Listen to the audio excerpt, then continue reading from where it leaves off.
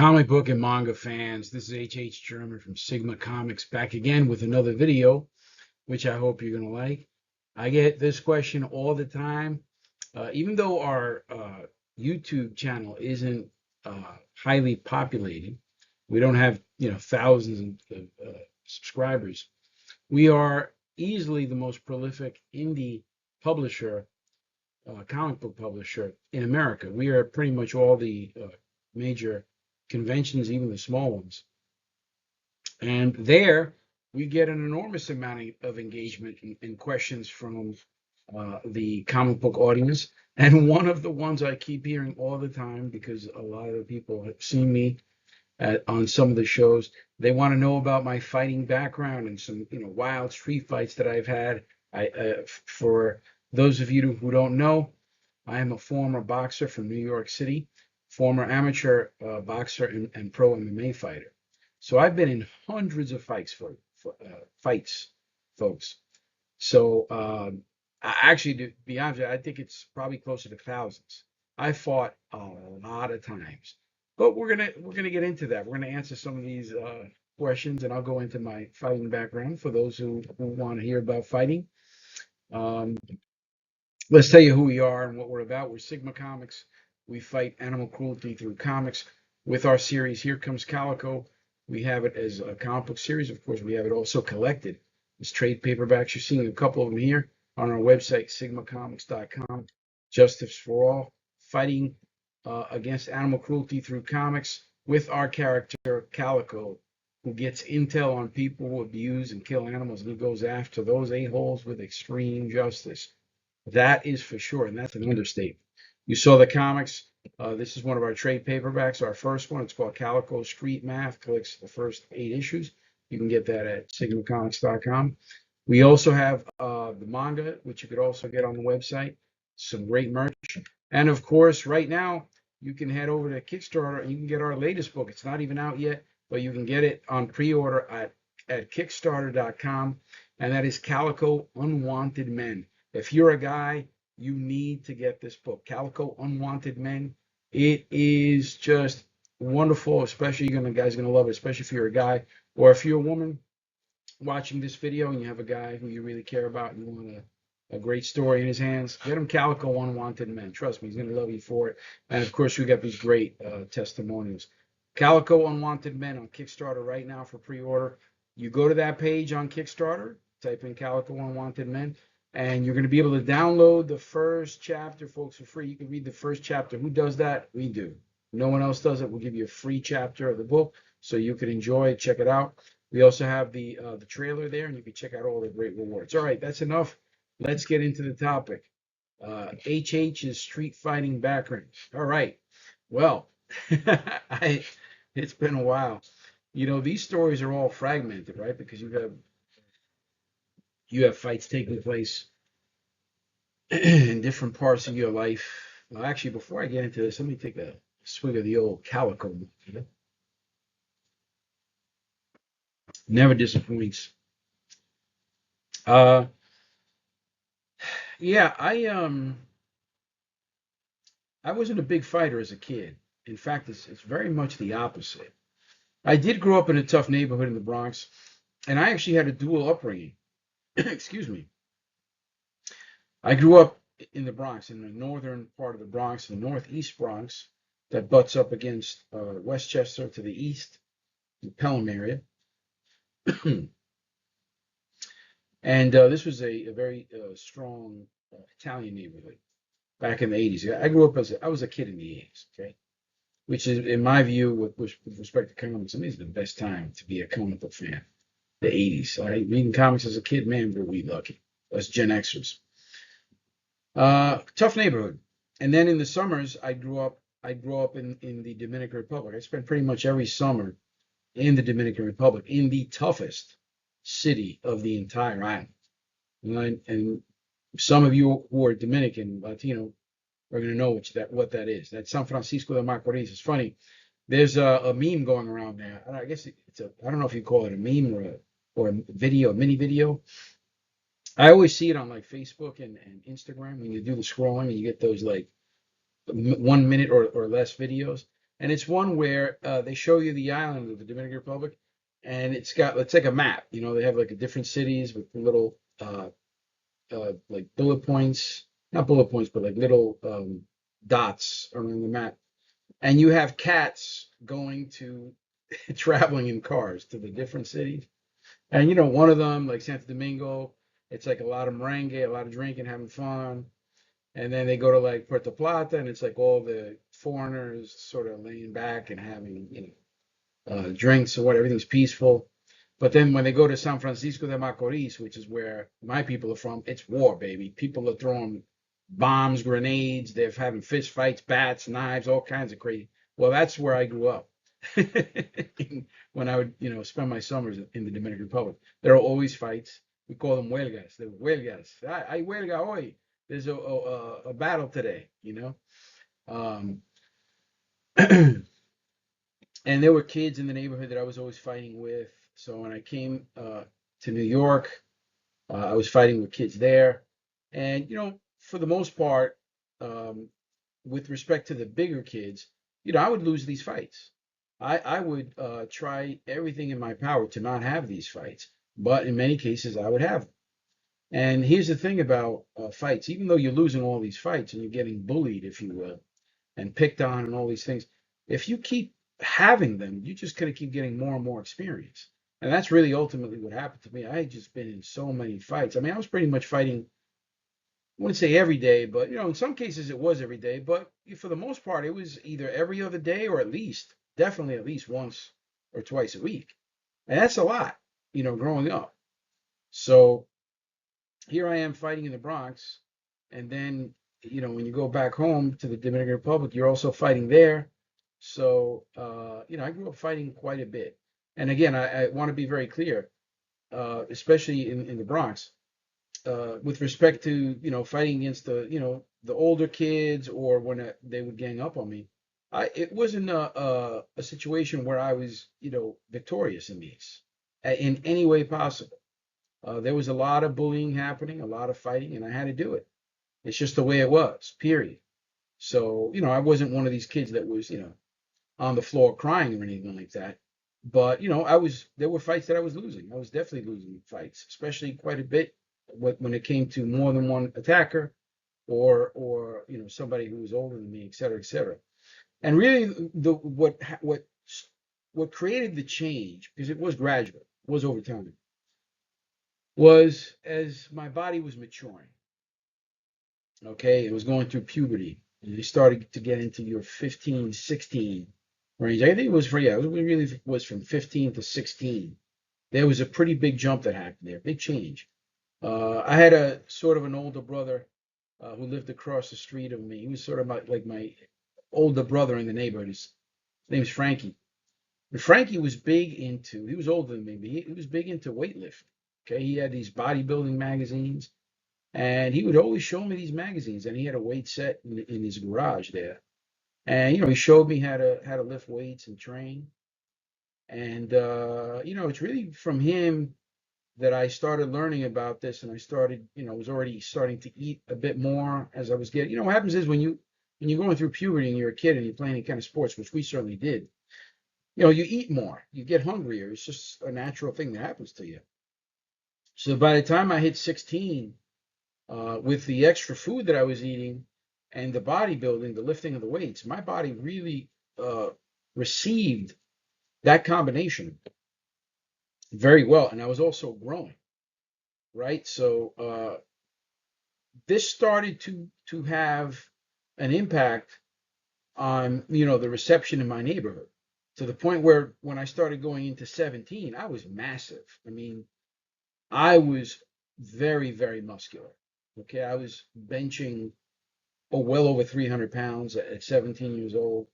I had close to 18-inch arms. I think it was 17-inch arms, or a little bigger than that. I was a very, very muscular kid at 5'10", 200 pounds. I was big, a big guy. Then I got heavier. In my first year of college, I got to 230 with that same height. I didn't grow past 5'10". So I had a very, I was sort of where, average height guy, 5'10", maybe a little taller than average height, about, but carrying a heck of a lot of muscle. And what that does is that acts as a deterrent because people are much more hesitant to engage because there most certainly will be repercussions. I mean, there are guys who are big, well, just muscle bound guys just don't know how to fight. But that certainly wasn't the case with me because I had been in so many fights. Again, not that I was winning all of them, it's just that I had so much experience. And then when you couple that with pure muscle mass and rage, because by that time I was now angry and I was ready for somebody to come at me. And that simply was not happening. So that pretty much ended any incidents in the neighborhood. And then, I remember my first year of college. I went to a college in, I'll never forget this. Now, finally getting into the topic of street fighting here. My first night, it's not even a day of college, my first night, it was a weekend orientation. For those of you who went to college and dormed like I did the first year, I went to a school called Dominican College. And it wasn't that it was Dominicans, it was the Dominican order of Catholicism, of nuns, the Dominican sisters. They had the college there in Blauvelt, if I'm not mistaken, Orangeburg. Yeah, in Orange. Is it Orange County, New York? Yeah, I think it is. If I'm not mistaken, somebody can correct me here in the comments. I'm pretty sure it's Orange County, New York, where we have Blauvelt, where the home of Dominican College, and Orangeburg, right? Those two towns there. I was 17 when I graduated high school, so I got into that college, and I only went into that college. Some of you might remember, we didn't have the internet when I graduated high school. I graduated high school in '92, and we had these big, thick books that you would get at the bookstore or at the library, and it was like the college's book of USA. You guys remember that? That big, thick book of colleges? And I just was looking through that book like all the other kids at the end of, senior year in high school. And all I was looking for, just to pause it for a second, I went to an all boys Catholic school in Westchester. Okay. So all I was looking for in college was I wanted a school that had a very good arts program and that had a lot of girls, a high girl to guy ratio. So Dominican College hit that bill, baby. And of course, it was a, um, a Catholic college. Of course, I'm really kidding because even though I wanted to do that, to go to a school like that, my parents were adamant, it had to be a school that was relatively close if you're going to dorm, and it had to be a Catholic kind of thing because I grew up in a very sort of Catholic situation. I went to a Catholic elementary school. I went to a Catholic boys' school, and to start off, hey, put the kid in the Catholic college, et cetera, et cetera. Anyway, my first night, okay, we have orientation. This is the first time, okay, since I was a kid that I was going to school with girls. So I was excited. I saw these pretty girls from all around the city. Most of the kids that went to Dominican College, they were from the surrounding areas, Rockland County, Orange County. You had some city kids that came up from the Bronx. Uh, and you even had some kids that came up from Queens and Brooklyn, right? So it was a nice mix. It was really fun to meet all the characters there that orientation weekend. And it was just interesting, getting to meet all the characters as teenagers. It was really fun. Looking back, it's sort of like one of these, what do you call these type of shows, these documentary shows? I forget what you call them now. That became popular with like, Big Brother and Survivor. I forget what you call these types of videos. But anyway, it was like a real reality TV. There you go, reality TV shows. It was kind of like that where everybody had unique personalities because of course it's New York and the culture clash between the city kids and the kids from upstate and even just the suburbs. Of course, everybody who was from the city thought everybody who lived above Westchester was upstate, and that's certainly not the case. Because there is a clear difference between upstate New York and just living in the suburbs of New York, like Westchester, Long Island.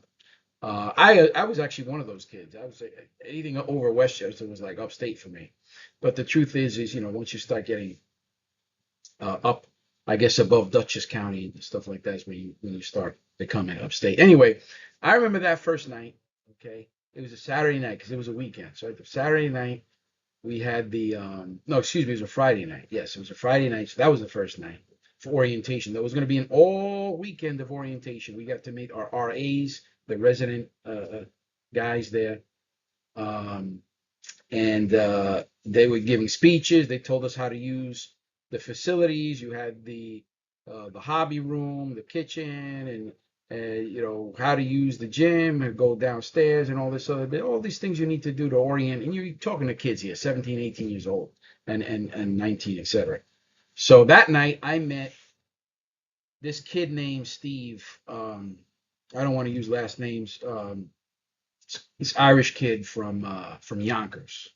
Okay, those of you guys familiar with New York, Yonkers is sort of the quasi suburb there, the west part of the Bronx. Okay, whereas Pelham is more of a suburb of the east side of the Bronx. All right, and of course I'm from the east side.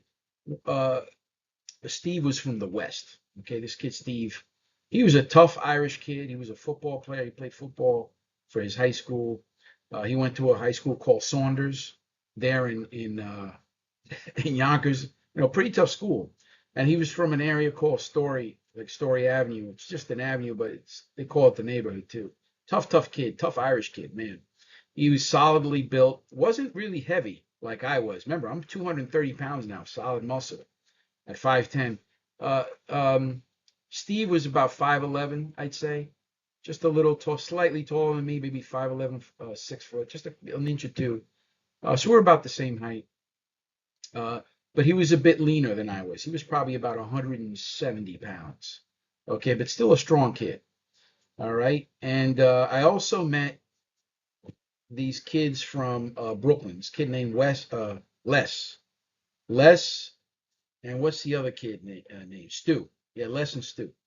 So these two kids were from Brooklyn. So Steve and I are from the Bronx area, and Les and Stu are from Brooklyn. Okay, I think both of them were, if I'm not mistaken, both of them were from Canarsie. And Stu, I think Stu was Italian. I think Stu was Italian, and I think Les was Jewish, but he was mixed with Puerto Rican, so he was a Puerto Rican Jew. So it's an interesting combination there. All right, the two kids from Brooklyn, the two kids from the Bronx area. All right. So I remember we had a good time. Then we went to a party. I think St. Thomas of Kindness, they had a party that night. They invited us there. And, yeah, kids are drinking, doing all kinds of things. Of course, we shouldn't be drinking, but we were at the time. And after that, it's really late. It's like 1:30 in the morning. So we said, hey, let's go to a diner. And that's what we did. It was like 1:30 in the morning. We went to a diner. These diners, close late, especially like on the weekend. And we had a meal there, and all of us are sort of talking about the girls we met and who likes who, all the kid stuff and whatnot. Of course, the first time we're meeting each other, so that's fun as well. And it's a nice little bonding situation there. So we're all eating. We're wrapping up our meal. It's probably getting close to the 2:30, and all of a sudden, a bunch of these three. I remember there's 3 or 4 guys come in. These big guys. These are men now. These guys had to be at least mid-30s. Big guys. In hindsight, we learned that they were truckers. They had just come in, and they actually looked like truckers. They had the big beards. They had the flannel. Mind you, this is the early 90s. And they sat in the table right next to us. And I guess one of them was looking at grilling Steve, the Irish kid. And it wasn't more than a minute before Steve looked at him and said, "What the F are you looking at?" And we just looked at Steve like, "Hey man, what's going on?" And of course he was locked in. Now we got these 3 guys coming up to us to our table. And the guy, one of the guys puts his hands on the table and like looms over all of us. And of course, he was looming over Steve. I said, something to the effect of, you're talking to me, puny guy or whatever. Uh, this guy, Steve, remember, this is the first time I'm meeting him. Okay, we haven't known each other for more than 5 or 6 hours. This kid, Steve, takes the fork that he just put in his mouth, that he was eating his food, slices it right into the guy's hand. Okay? The guy screaming, brawl, food, punches are getting thrown, people are getting hauled. I mean, left and right. The two kids from Brooklyn run right out the door. They run right out the door. I remember that because when we got together, well, I'll tell you about it later. Anyway, it was pure mayhem. Guys, it was straight out of a movie set. It was me and Steve against these three guys. And somehow, I mean, this Irish kid, even though he weighed 170, he was knocking these guys up pretty hard, left and right. I caught one in the jaw, knocked him out. I took one of the guys and I put him through, well, I should say over one of the tables. And then, of course, very quickly, I guess this happens a lot in this area. Mind you, I've never been in this town. They were on the phone with the cops like right away. And I remember we've probably fought for no more than 2 minutes, and there were people screaming left and right in the diner. Even though there weren't many people in the diner, it was pure mayhem. Chairs were being thrown. I remember two of the guys were unconscious, so it got to the point where Steve and I were fighting one guy, but this guy was pretty capable.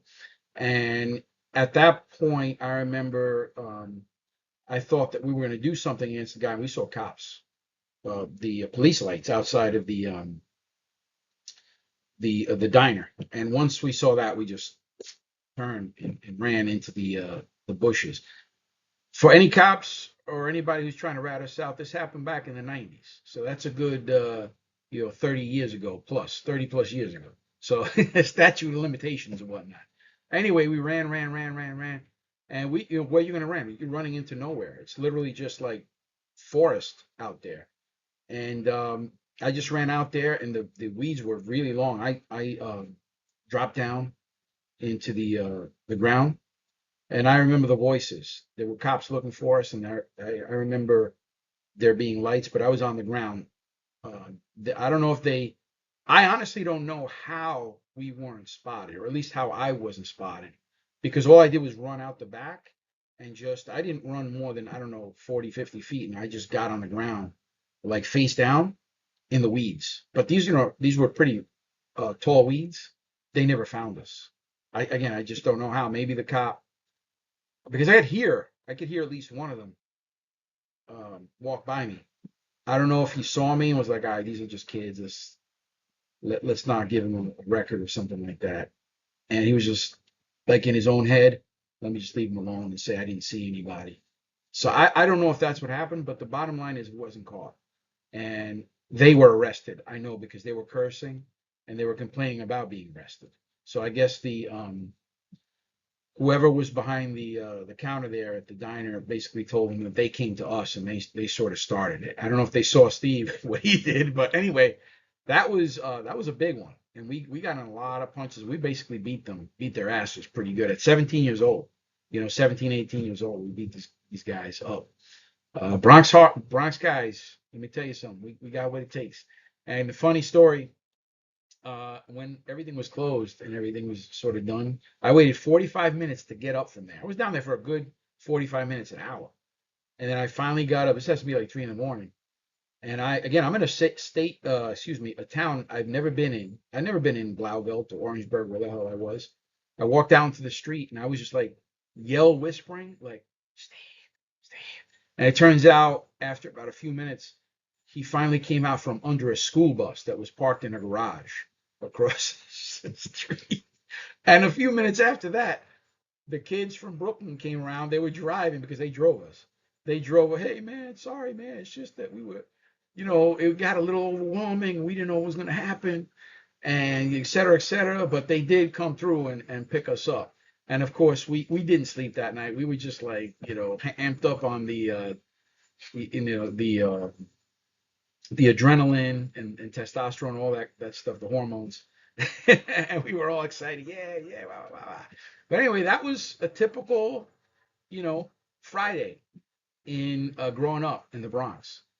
Even, a first day orientation in college. That's the kind of shit we had to deal with, right? And of course, I had many more hundred fights after that. The janitor at that school, God bless his soul, wonderful guy and a big fan of boxing. He knew that I was just starting my boxing training, even at that big weight. I started running at night, right there on I forget the name of that road. I think it's called 303, out there in Orangeburg. But I would run between 3 and 4 miles every night with a sauna suit. I got down the following year to 175, and that's when I got into Morris Park in the Bronx, Morris Park boxing in the Bronx at 18 years old, and I really started taking fighting seriously. And of course, hundreds of sparring sessions there and elsewhere. And I started fighting in an organized capacity in the amateur boxing system, and then MMA, et cetera, et cetera. But that's where it all started, folks. I'll give you a little street fighting story. The first day of college, without getting too detailed, that's sort of what was going on, and that's one of the stories that I draw from in writing these Calico stories. Those of you who are reading Calico, you know that I'm very technical when it comes to writing the fight scenes, and that's not something that you see very often in comics today. I talk about this with Mike Barron, my mentor. Of course, you might recognize that name from The Punisher. He's the original Punisher writer, Punisher #1, the Unlimited series with Klaus Janson, legendary team, and that's something that he values very much, and he also instills into his fight scenes. And again, another accomplished mixed martial artist himself, Mike Barron, in his own right. So anyway, hopefully that quells or satisfies some H.H. street fighting information there. Um, just wanted to share that with those of you who are always asking about my fighting days. And that's one that I sort of look back fondly, because even though it was a very dangerous situation, thankfully, at least from my knowledge, no one got seriously hurt. Sure, there was people going unconscious, but that happens in fights every now and then. A guy, probably got a little problem with his hand there, but few band-aids will take care of that. But man, my friend Steve, and of course I became very good friends with Steve after that. Steve and I became very close friends for that year that I was in Dominican college. Just for those of you who want a little ending to that story. And after that year, I did transfer out from Dominican college, and I did move to the School of Visual Arts, which is where I got my Bachelor of Fine Arts. So anyway, there's your H.H. fighting story. Uh, I gotta end it by telling you about the Calico Unwanted Men again. If you want to get more H.H. influenced street fighting scenes, you're definitely going to get it in Calico Unwanted Men. And for all the reasons I told you before, guys especially, you really need to get this book. You're really going to love it. All right. As I always tell you, go to Kickstarter and support this one. You're really going to love it. And like all of our books, every penny goes to fighting animal abuse. And that's what we do better than anybody else. We fight animal cruelty through comics, through our anti-hero, the Calico, who gets those a-holes and takes them off the street permanently. Keep on fighting for animals.